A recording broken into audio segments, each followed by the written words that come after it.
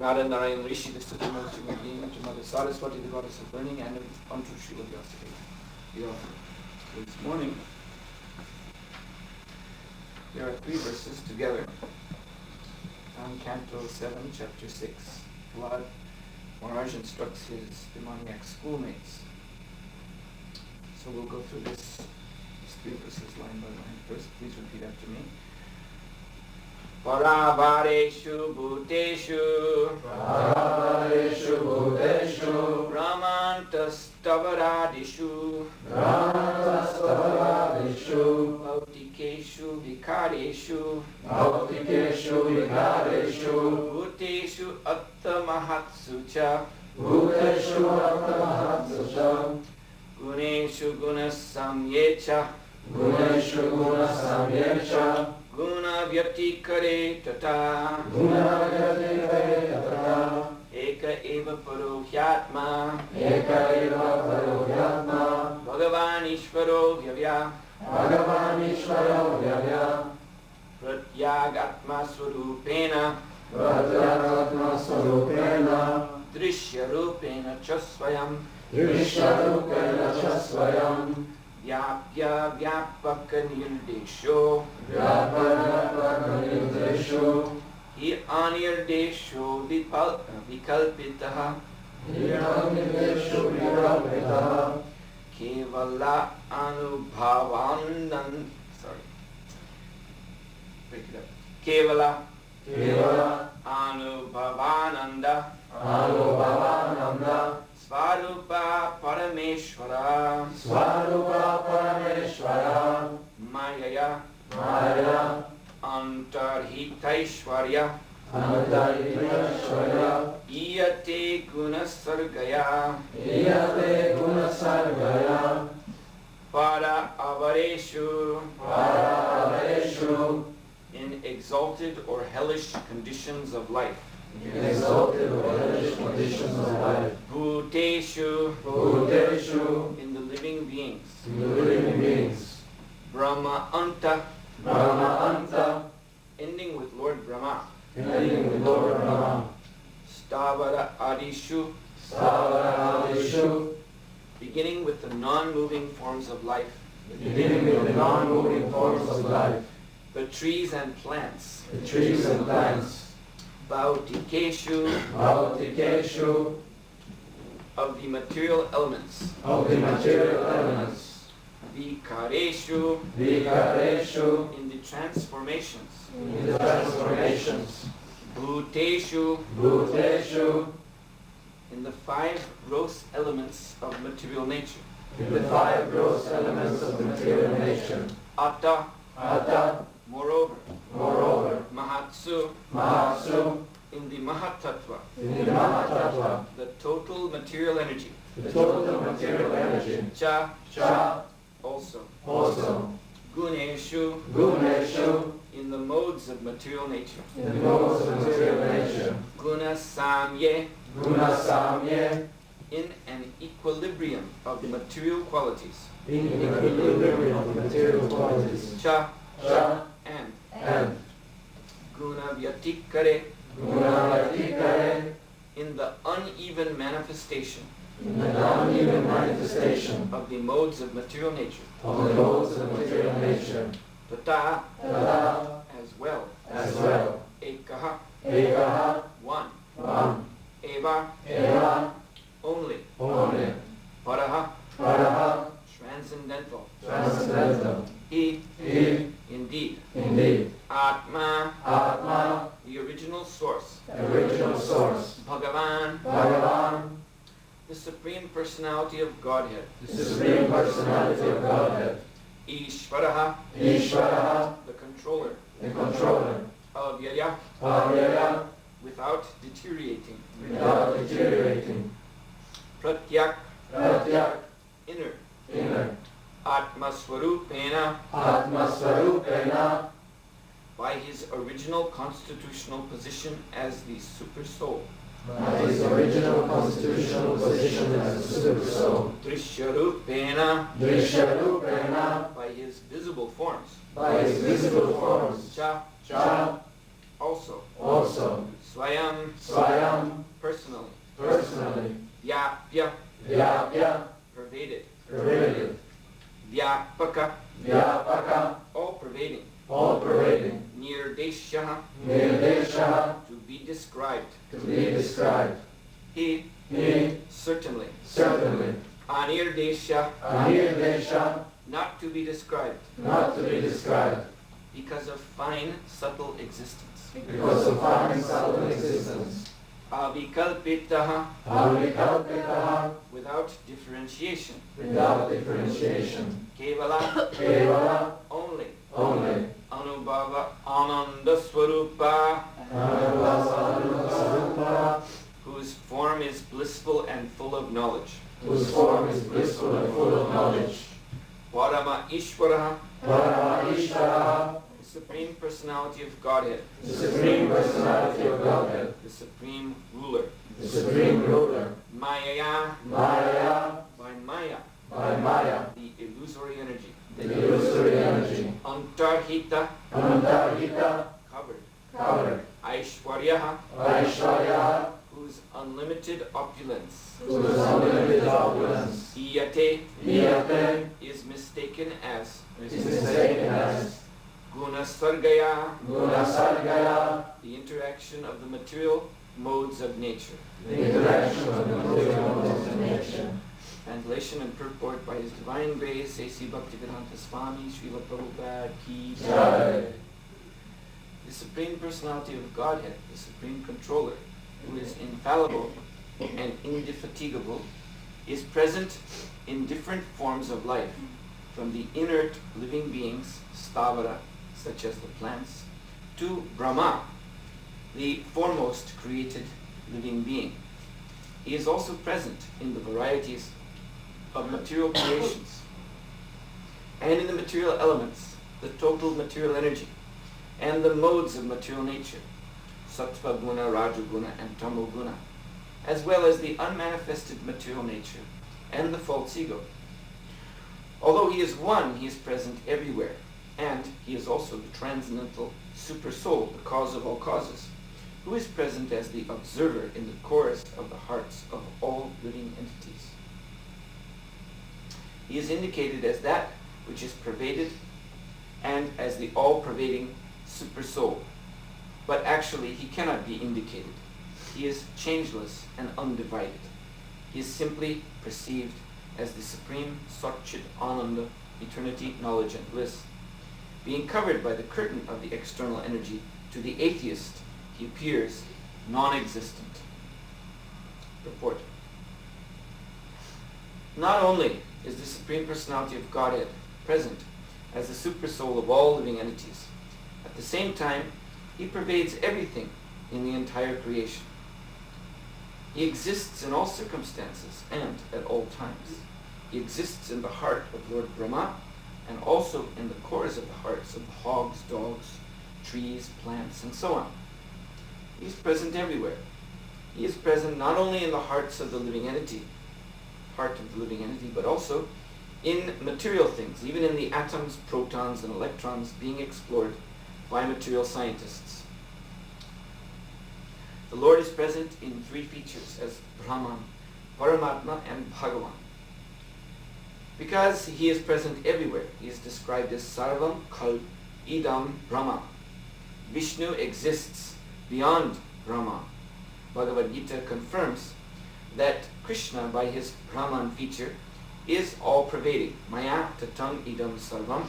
But Brahman depends upon Krishna. Brahmano hi pratishtaham. Without Krishna, there could be no existence of Brahman or Paramatma. Therefore, Bhagavan, the Supreme Personality of Godhead, is the ultimate realization of the Absolute Truth. Although he is present as the Paramatma in the core of everyone's heart, he is nonetheless one, either as an individual or as the all-pervading Brahman. The Supreme Cause is Krishna, and devotees who have surrendered to the Supreme Personality of Godhead can realize him in his presence within the universe and within the atom. Andantarasta paramano chayantarastam. This realization is possible only for devotees who have fully surrendered unto the lotus feet of the Lord. For others it is not possible. This is confirmed by the Lord himself in Bhagavad Gita 7:14. Daivahyeshu gunamai mama maya duratjaya mameviye prapadyante mayam etang tanantite. The process of surrender in a devotional attitude is accepted by a fortunate living being. After wandering through many species of life on many planetary systems, when one comes to the real understanding of the Absolute Truth by the grace of a devotee, one surrenders to the Supreme Personality of Godhead as confirmed in Bhagavad Gita. Bhavanam Janmanam Ante Gyanavan Mam Prapadyate. Prahlad Maharaj's class friends, who were born of Daitya families, thought that realizing the Absolute was extremely difficult. Indeed, we have experienced that many people say this very thing. Actually, however, this is not so. The Absolute, the Supreme Personality of Godhead, is most intimately related to all living entities. Therefore, if one understands the Vaishnava philosophy, which explains how he is present everywhere and how he acts everywhere, to worship the Supreme Lord or to realize him is not at all difficult. Realization of the Lord, however, is possible only in the association of devotees. Therefore, Sri Chaitanya Mahaprabhu in his teachings to Rupa Goswami said from Chaitanya Charitamrita Madhya 19:151, Brahmanda Brahmite Kon Bhagyavan Jeev Guru Krishna Prasadabai Bhakti Latavij. The living entity in the material condition wanders through many varieties of life and many varieties of circumstances. But if he comes in contact with a pure devotee and is intelligent enough to take instructions from the pure devotee regarding the process of devotional service, he can understand the Supreme Personality of Godhead, the origin of Brahman and Paramatma, without difficulty. In this regard, Srila Madhvacharya says, Antaryami pratyagatma vyapta kalo harismritaha prakritya tamasa vrittavat harer aishwaryam na gyayate. The Lord is present as Antaryami in everyone's heart and is visible in the individual soul, covered by a body. Indeed, he is everywhere, at every time, and every condition. But because he is covered by the curtain of material energy, to an ordinary person there appears to be no God.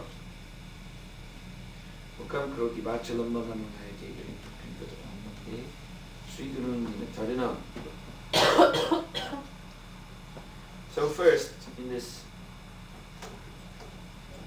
section of 3 verses, Sri Prahlad Maharaj begins with an analysis of the material creation. He mentions that there are different forms of life which are grouped into 2 categories, the moving and non-moving. And then he explains that there are elements. This is according to the Sankhya division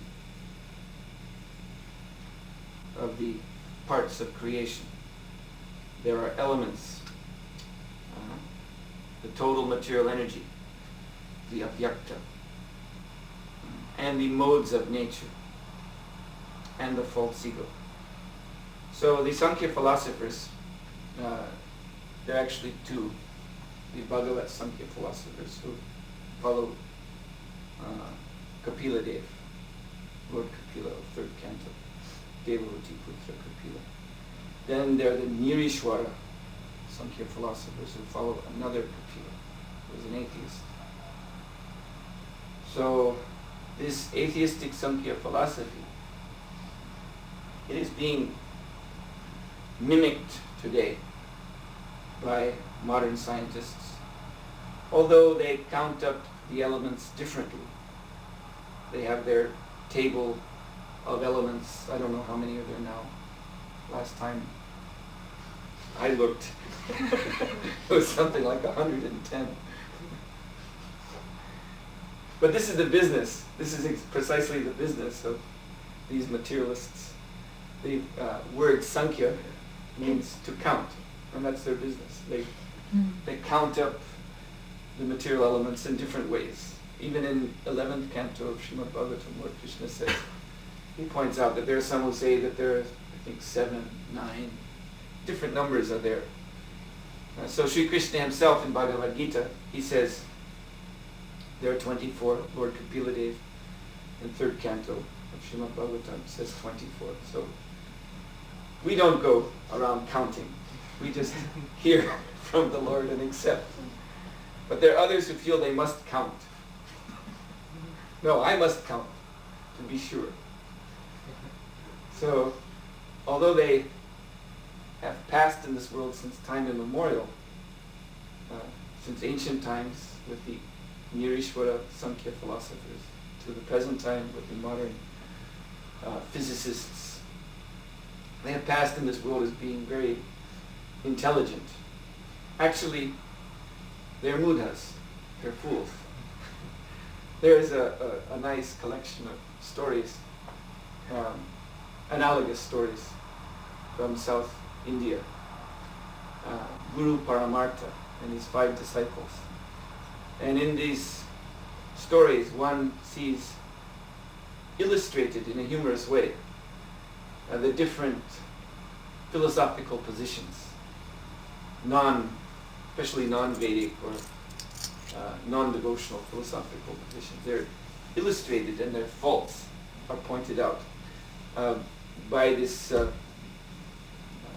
collection of stories, Guru Paramartika and his 5 disciples. Young boys in Gurukul could be taught difficult points of philosophy. So these stories open with the Guru, who was a fool, and his 5 disciples who were bigger fools because they were following a fool. So on the course of their travels, they came to a river. And the Guru had been speaking as they were walking along. He'd been speaking that life is to be equated with movement. Whatever moves, that we may understand to be living. So he was pointing to the trees which were blowing in the breeze, and he said, "This is how we know that trees are alive. See, they're moving."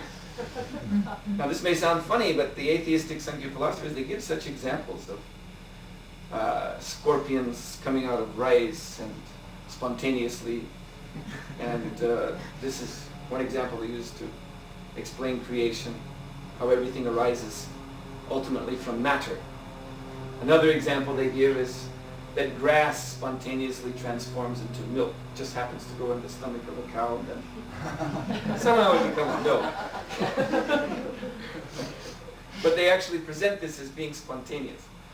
So this Guru Paramartha was instructing his disciples, whatever moves, that is alive. So then they came to the river. They had to cross this river. The river was moving. So they became afraid. They were alarmed. What to do? This huge living entity is in front of us, and we have to somehow get across it. And then one disciple saying, "Yes, this river is very tricky. I remember years ago my uncle crossed this river. He was bringing salt, bags of salt, cloth bags of salt, on the back of a donkey. And he crossed that river, and when he got to the other side, the bags were empty. The river stole all the salt." So the disciples were talking very alarmedly among themselves, and the Guru was wondering, what shall we do? Then they saw from the other side a horseman ride across the river. The river was not so deep, so the horseman could ride across, and they were thinking, maybe it's not so dangerous. Maybe we can do it. Maybe the river is asleep. So then Guru Paramartika, he had an idea. He said, "Take a branch and light it in fire." So they took the branch and they lit the fire on the end of the branch. And then he said, "Now put it in the river and see what happens." So very, very carefully, one of the disciples, he put the burning end of the branch into the river, and then it hissed And steam came out, and they all fell back. Oh! No, now the river is woken up. The horseman must have woke up the river. Now it's not safe. So then they waited a while, and later on they tried again. But this time with the branch, because it had been stuck in the water, it wouldn't light anymore. It was damp. So they, anyway, placed that in the river, and there was no reaction. Well, the river went back to sleep. So then they crossed. But Guru Baramartika was very afraid, so when they crossed the other side, he thought, now before we go any farther, because you told this story of how the river snatched away the salt from the bags. So we have to make sure that everyone's here. So let me count. So then he counted the number of those present. And somehow they knew that there should be 6, but he could only count 5 because he wasn't counting himself. And this is the mentality of atheistic Sankhya philosophers or materialists, because as Sri Prahlad Maharaj says in another verse, very famous verse in the 7th canto, that ye bahir arta mani, bahir arta, their consciousness is turned outwards. It's very, very difficult for them to understand the self. The atheistic Sankhya philosophers, they have only a very vague glimmer.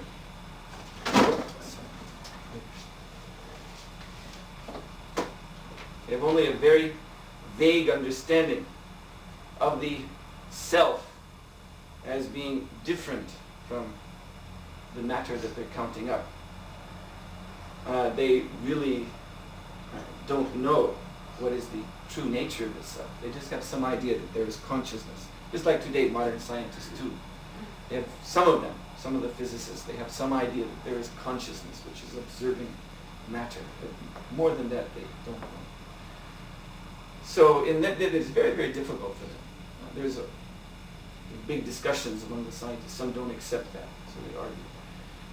So similarly, Guru Paramartika, because his consciousness was so outwardly directed, when he counted, he only counted up 5, and he became very alarmed. Someone's missing. Then one of the disciples said, well, I'll count. And then he counted, but he also only could count up 5. So then they were lamenting, oh no, one of our number is gone. And they were calling out his name and threatening the river, you rascal, give him back. In the meantime, some clever person came on the scene and saw all this. And then he stepped up and said, now, don't lament. I can return the missing person. But first of all, I need a fee. I'll take 5 gold coins from each one of you. Now, that's a lot of money. But they were so desperate that they paid. And he said, all right. He said, now, you must follow my instructions. I know how to get back the missing member of your group. You must do exactly what I say. Yes, whatever it is, we'll do. So I want you to all turn your backs to me and bend over. And then, when you feel something, I want you to shout a number, beginning with 1. So they all bent over. And then he went from one to the other and kicked them in the backside. 1, 2, 3, up to 6. And they were very grateful to him. Oh, dear sir, you are so intelligent, so wise. You returned our missing man, whoever he was. They were looking. Who was it? Anyway, now somehow there's 6 of us. That was proved. This is the empirical method. Now it was proved. We can have faith that there are 6 of us here. And as they were walking away, then they also met one old lady who came by. This old lady had just come on the scene as they were paying this person, and he went away with a big grin on his face. A bag of 30 coins. And then she said, why did you pay him so much? And then they explained the whole thing. And she said, oh, you foolish boys. She said, I have a good idea for you. Look, from now on, you always travel holding a, what they call a cow pie. Piece of cow stool. Someone should always carry a cow stool. And whenever you have some difficulty like this, crossing a river or whatever, before you enter the river, she said each of you poke your nose into the cow pie, so there'll be 6 depressions on one side. And then when you come out, each of you poke your nose on the other side. And then you can count that way. So they thought that was a very good idea. So after that, they were carrying a cow pie wherever they went. Also, the scientists, they do their experiments on such very absurd principles. They base all their theories on some result experiment with a piece of stool or something.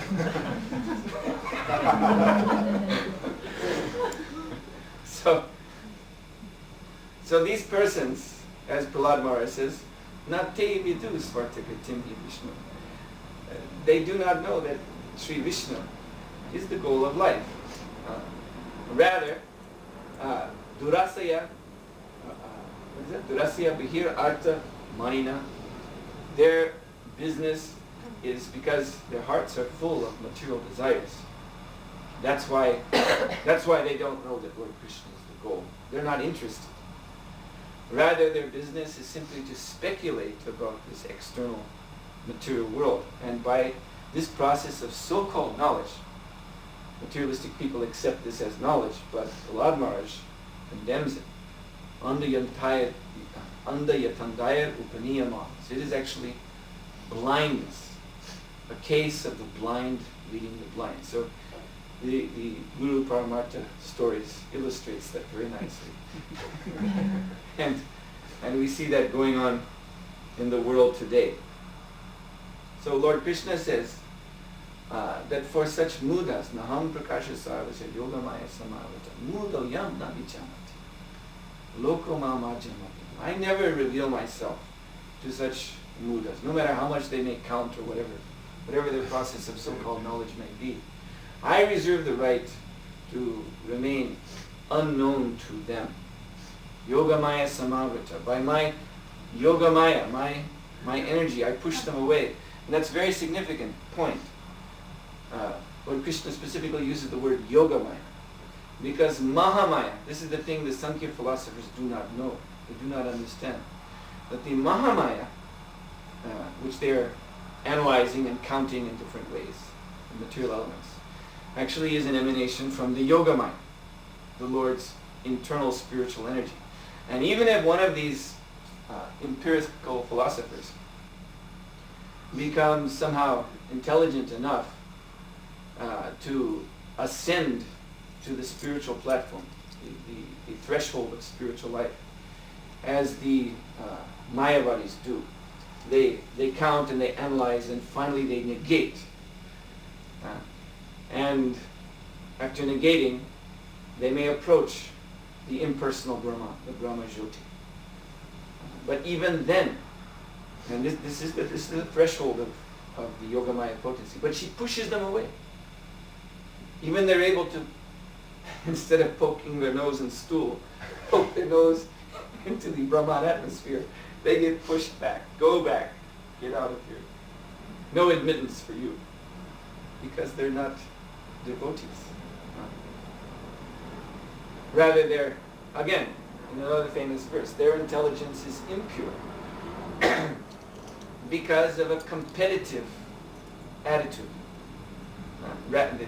They will never surrender to Krishna. This is not permitted in their so-called process of knowledge, to surrender to the supreme authority. No.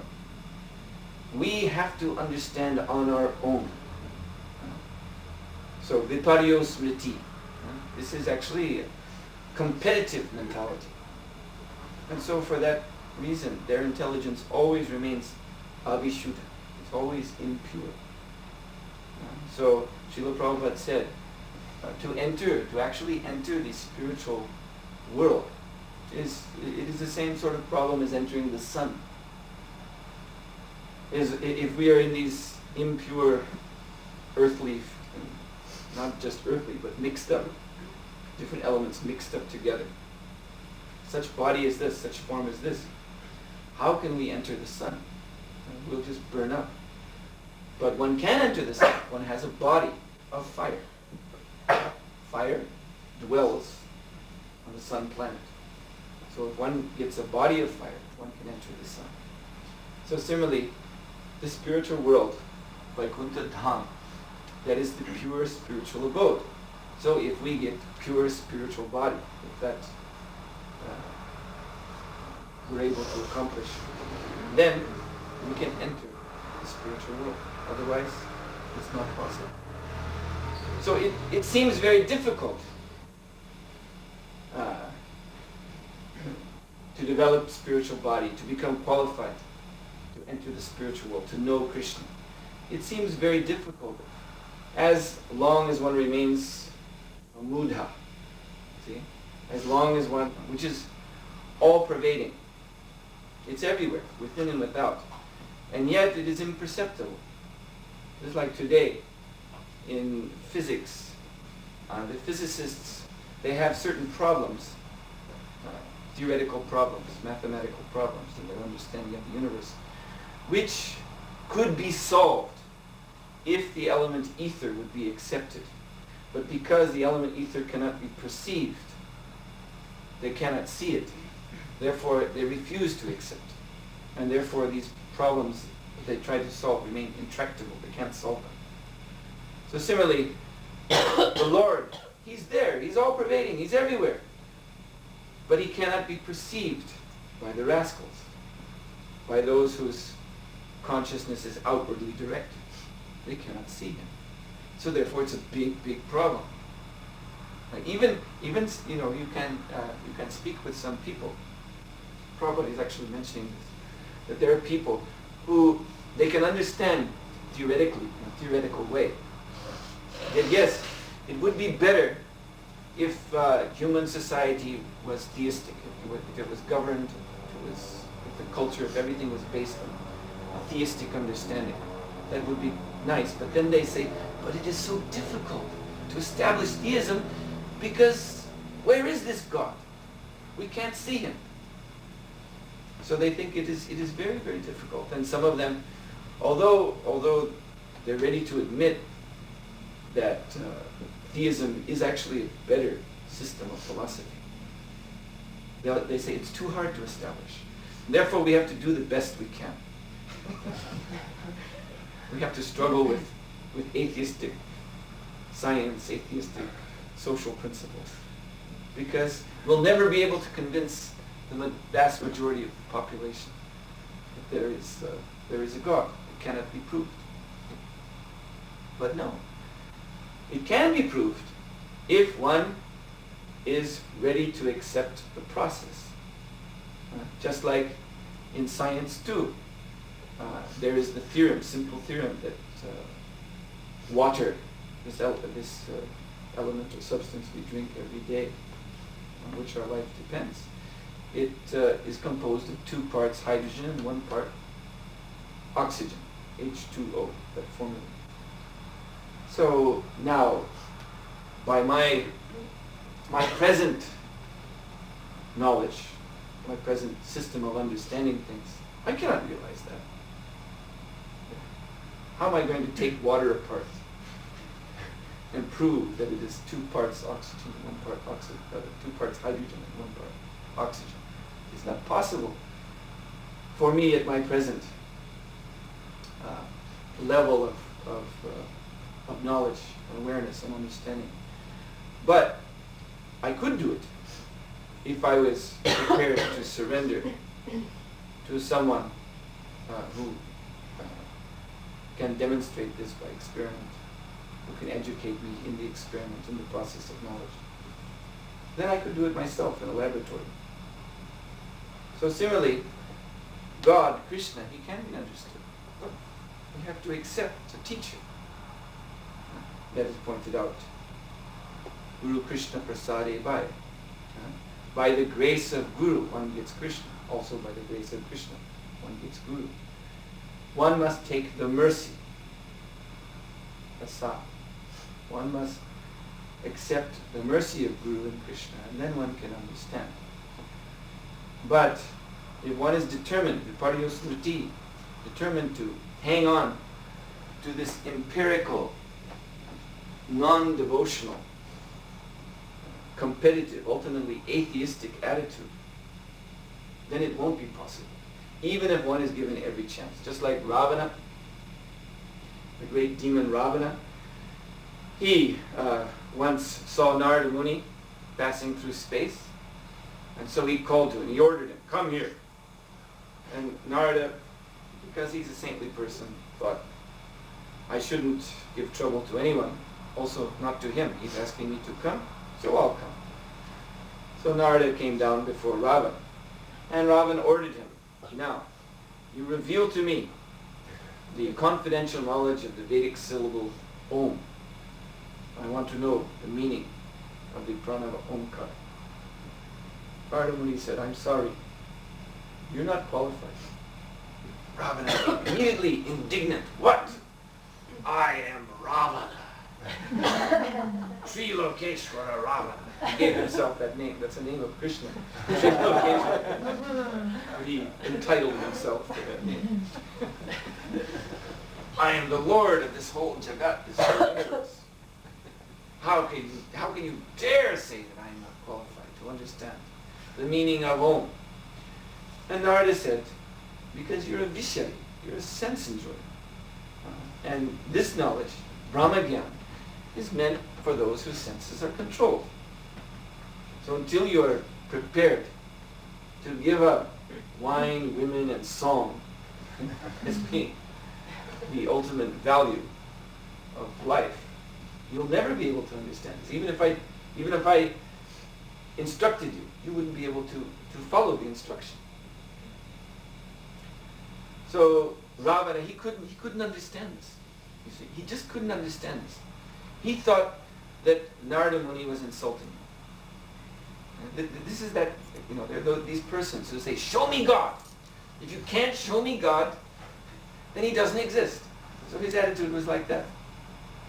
What if you won't instruct me in this knowledge, then you're somehow being a rascal.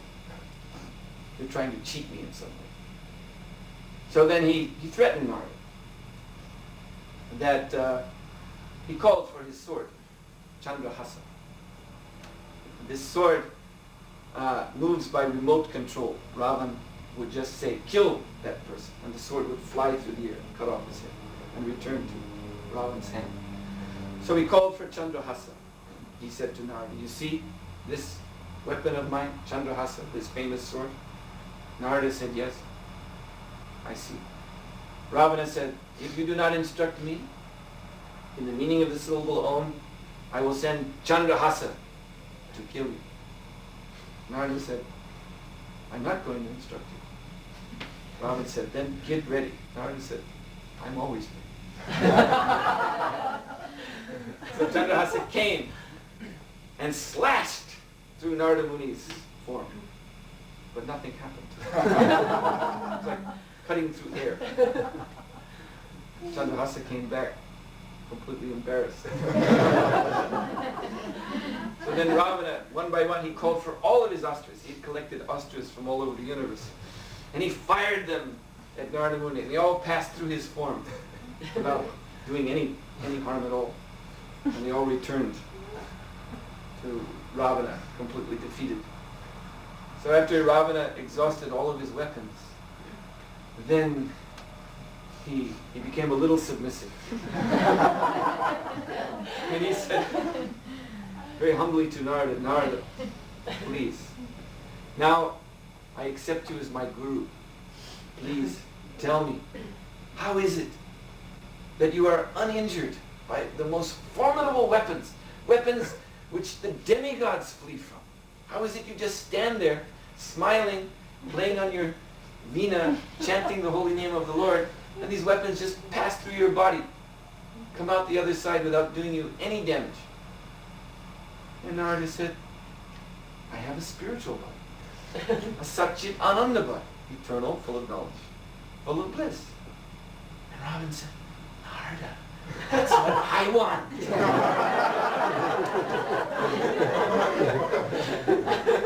I did so much penance and austerity to get the favor of Brahma, and this is what I asked for, and he said he couldn't give it to me, and you have it, Narada. Narada, now I'm your disciple and a soul surrendered unto you.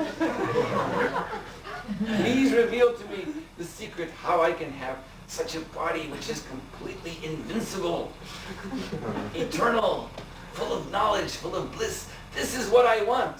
And indeed, this is what all the divinities want. Whether they're theist or atheist, but this is actually what everyone wants.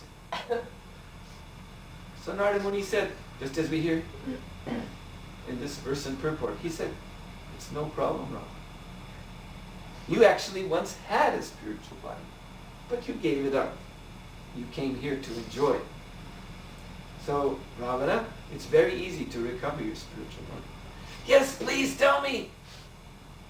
You simply have to surrender to Lord Vishnu and become his devotee. Ah! He blocked his 20 ears. So many hands. And then he rebuked Narada. You're a magician. Somehow or other you just tricked me. That's all. There is no Vishnu. I will never surrender to this non-existent Vishnu. Now get out of here. So Narada said, Ravana, you are so offensive. Personally, I do not take any offense. But some reaction must come to you for this. First you say, you're my disciple, I'm your guru, and now you reject me. So Ravana, one day, mark my words, one day a monkey will spit in your face. Then you will know 10 days later that you will die. And indeed, much later, at Lanka, when Ravan, he was sitting before his beauty mirror, having his hair done by servants, and being decorated and perfumed and dressed very nicely. He was admiring himself.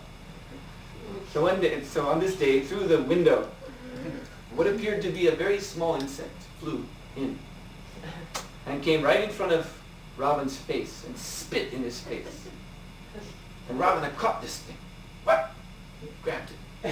Then he looked, and he saw it was a little monkey. This was Sugriva.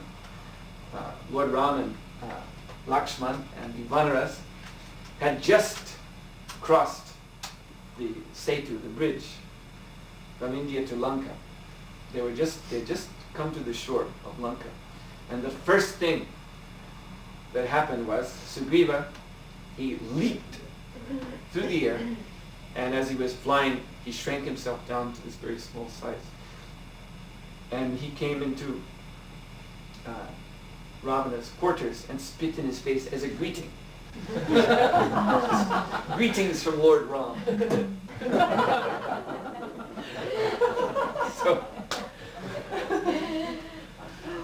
So Ravan, he said, who are you?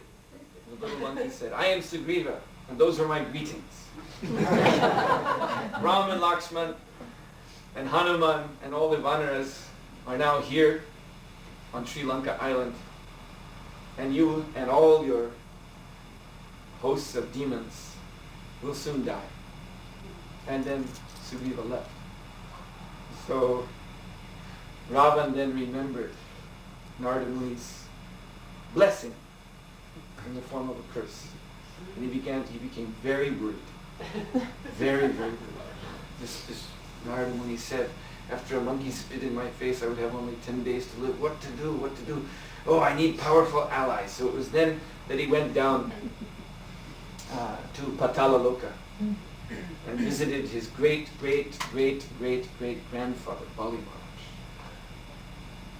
And to make a long story short, there are many details in this, which we don't have time to get into, but he got the darshan of Bali Maharaj. And Bali Maharaj asked him, what do you want? I need your help. Ram, Lakshman, and the Vanaras are trespassing on my island. They're threatening me with war. They're threatening to kill me and my whole race. and you are our forefathers, so you must come to our aid. Bali Maharaj said, yes, no problem. You can be spared all of this trouble if you just give Sita back to Ram. Never!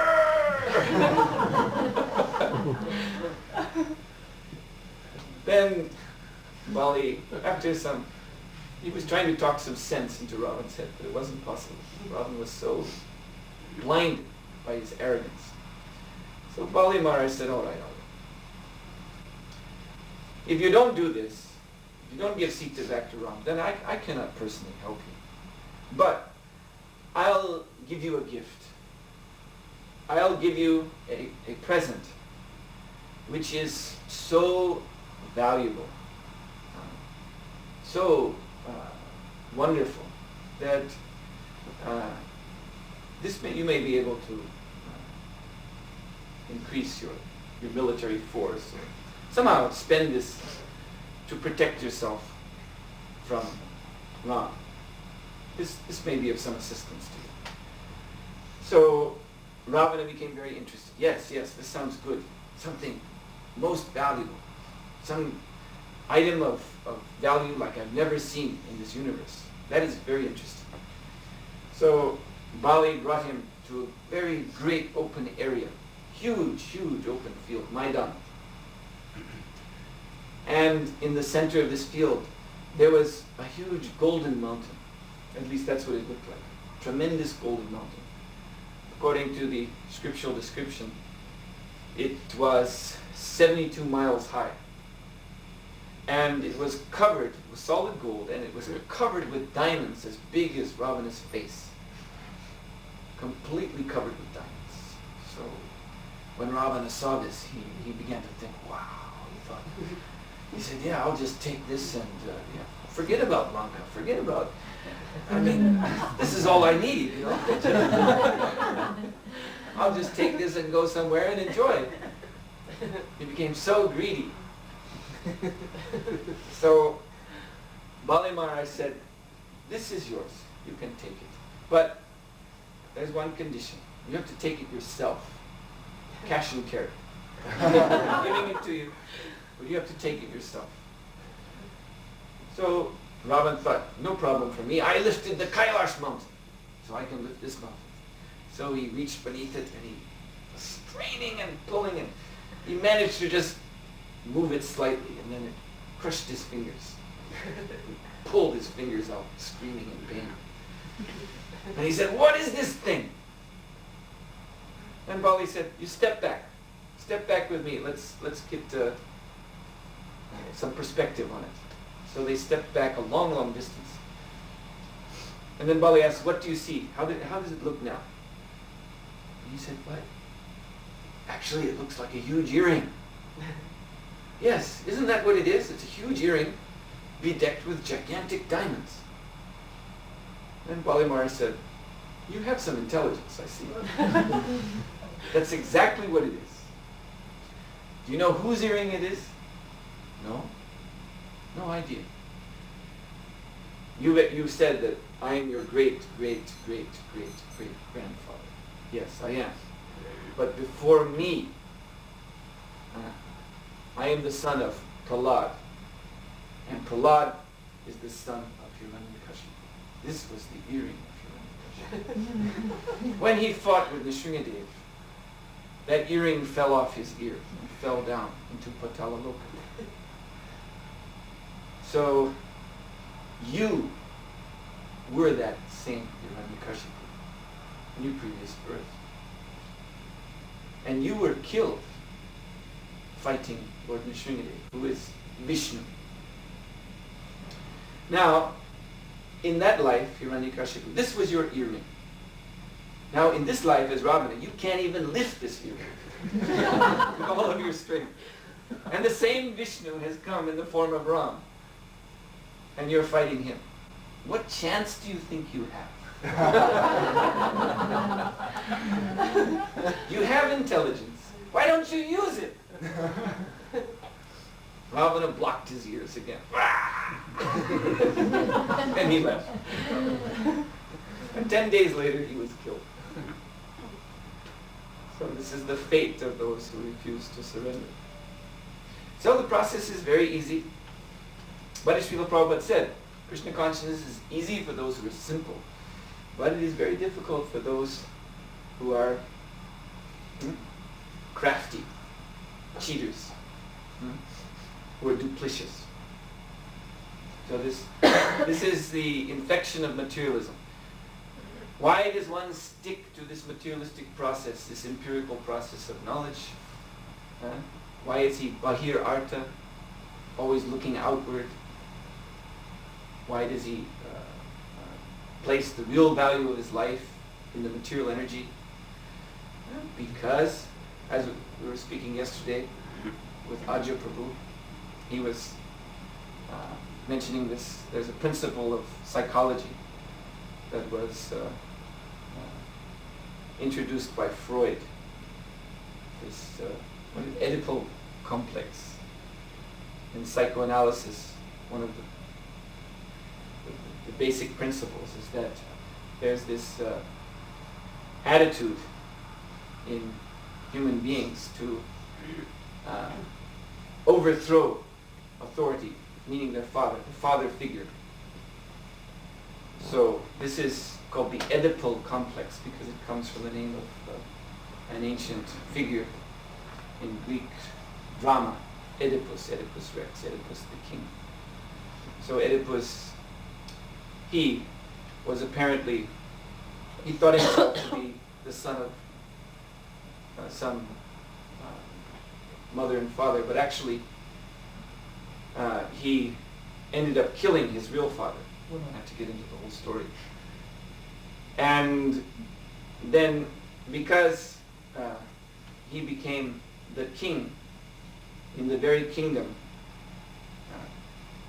that had been ruled by his father, whom he had killed, then there were inauspicious signs, and one oracle said, things are going wrong here because the killer of the king is now present in this kingdom. And so Oedipus, now that he was king, he took responsibility for this. Oh, then we have to seek out this criminal. We have to find out who killed the king. So he did a whole investigation. And gradually, step by step, it was becoming clear that it was he himself who was the killer of the king. Now, he was getting warnings along the way. His wife, the queen, who was actually his mother, because he married the widowed queen, who was actually his own mother. So his mother, now his wife, began to get an inkling of what was going on, and she was warning, don't persist in this investigation. Stop it, leave it. But because he was a man of knowledge, he did persist, and then he found out that he himself was the killer. So to punish himself, he blinded himself and left. So it's a great tragedy. So in the material world, or in the world of material knowledge, those who are materialists, who stick to material knowledge, you see, knowledge means advantage. That's all knowledge really means. Knowledge means an advantage in exploiting the material energy. This is what knowledge is for, to help us make progress in sense gratification. Knowledge is not to rediscover our constitutional position as servants of Krishna. That is considered tragic. That's a great tragedy, a great embarrassment. Because exactly just like Oedipus, he discovered that he had killed his father and married his own mother. So also the living entities, why are we here? Because, not that we have killed Krishna, but this is our attitude. And we want to enjoy our mother. Our mother is Srimati Radharani, Mother Hara. In the Hare Krishna Mahamantra, Hare refers to Radha, and Srila Prabhupada says Mother Hara. So we are trying to claim Krishna's energy as our own. So thus we are the greatest rascals. And this is really what knowledge is meant to reveal, our rascaldom, so that we will give it up and surrender to Krishna again. Krishna is so kind. Even though we're such rascals, how can you be more rascal than that? And kill your own father and take your mother as wife. But in spite of that, Krishna is still ready to take us back as long as we surrender to him.